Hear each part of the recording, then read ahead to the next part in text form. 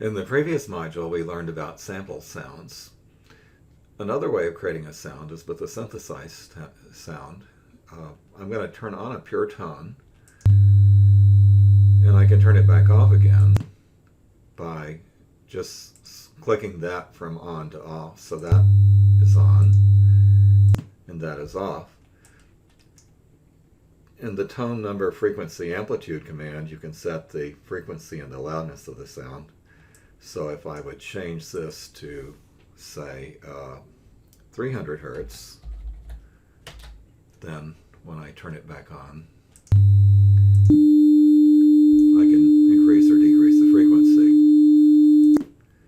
So I have a command to turn on the tone when it's clicked to green, or turn off the tone when it's clicked to red, and then a separate command to set the specific frequency and loudness.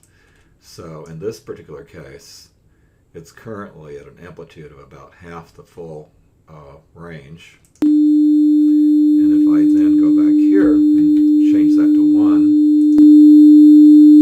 1, it becomes louder. So that gives me a way of turning on tones. All musical tones are composed of a series of pure tones, and we can explore how that might work just by combining different tones. So I'm going to turn on one tone and then add a second tone.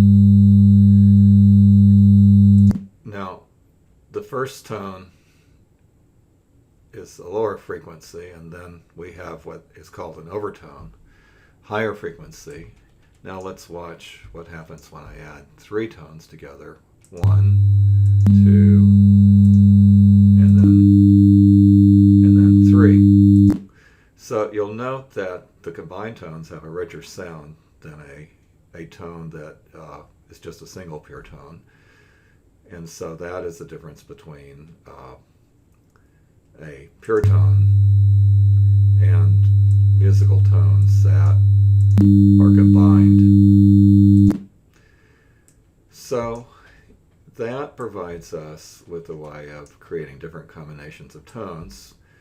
Now, I can snap the tones together in the way I've been doing, but another approach would allow me to create a loop.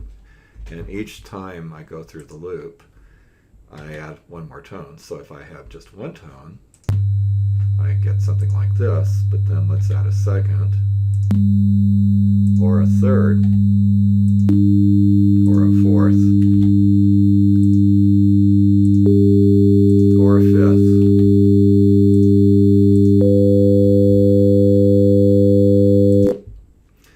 And by building up tones in this way, I can make almost any sound that you might find naturally occurring through creation of synthesized tones. So now that we've learned how to put together pure tones in TuneScope, the only remaining thing to do is to attach this to a number key on our soundboard. So now I can turn on the tone like this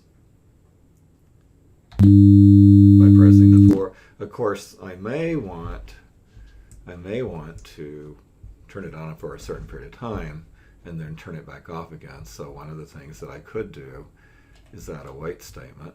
So let's say wait a second and then turn the tone off. Now I can turn it on for a second. Every time I press the 4 key, it turns on for a second, or whatever period of time I might want the sound to last.